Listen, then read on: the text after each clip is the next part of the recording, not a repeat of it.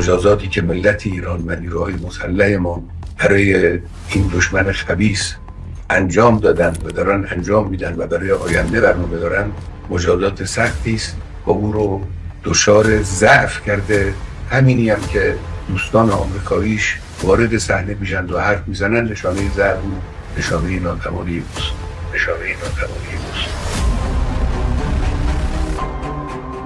Days after the first barrage of Iranian missiles into the occupied territories, signs of weakness in the Zionist regime have appeared. It's as if the trail of Iranian missiles does not disappear from its skies, and the vulnerability of this regime's multi-layered defense system is fully revealed. The Arrow 3 and David Sling batteries are consuming ammunition at a dizzying rate. A senior American official told the Wall Street Journal that the Arrow interceptor missiles, each worth $3 million, are now being rationed. This means that commanders of the Zionist regime are now choosing which warhead to hit and which to let go. And this means greater effectiveness of Iranian missiles. Whereas before, this regime wanted but could not intercept all of Iran's missiles.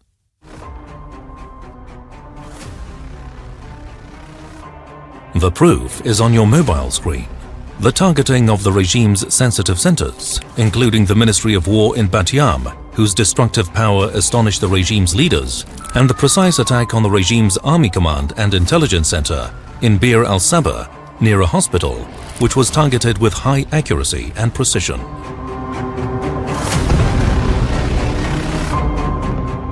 With Ben Gurion Airport closed, thousands of Zionists in Herzliya, Tel Aviv and Haifa are buying $5,000 tickets for sailboats to Cyprus and leaving the occupied territories.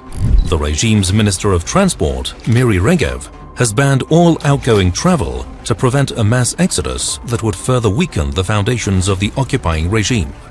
When a regime is forced to hold its people by force, it means terror has gripped the entire occupied territories. For years, the regime had tried to portray an impenetrable image of itself. But with Iran's combined missile and drone barrages, that image has been shattered. And images of Iranian missiles hitting their targets, which go viral on social networks despite the regime's widespread censorship, add to the fear and terror of the Zionists. Now, Zionists are asking themselves one question.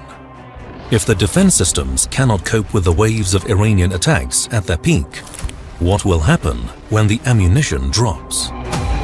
Even voices within the Zionist regime are admitting defeat.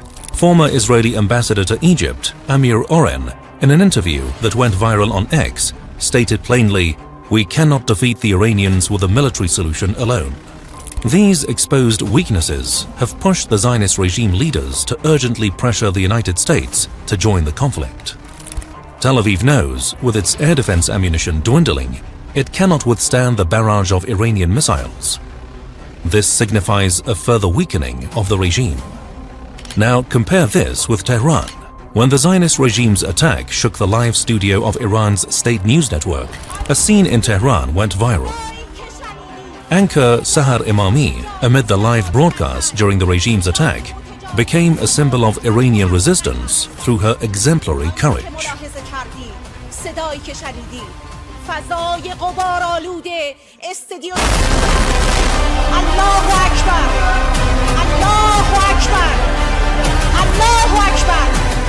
And the widespread demonstrations on Friday across all of Iran, a full 7 days after the regime's attacks began, demonstrate the solidarity of a nation defending its homeland from aggression.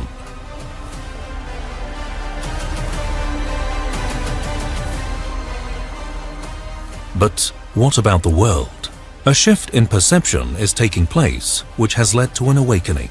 According to a Pew Research Center survey of 24 countries, 62% of people hold a negative view of the Zionist regime, with only 29% expressing a positive one. This represents a dramatic increase in global opposition.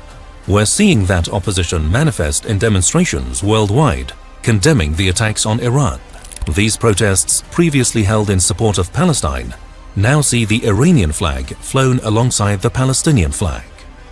Now, as the weaknesses of the Zionist regime become undeniable, It faces a terrified populace, that is, the Zionist settlers who no longer believe in the illusion of invincibility, and a global awakening to the failures of the Western media's pro-regime propaganda.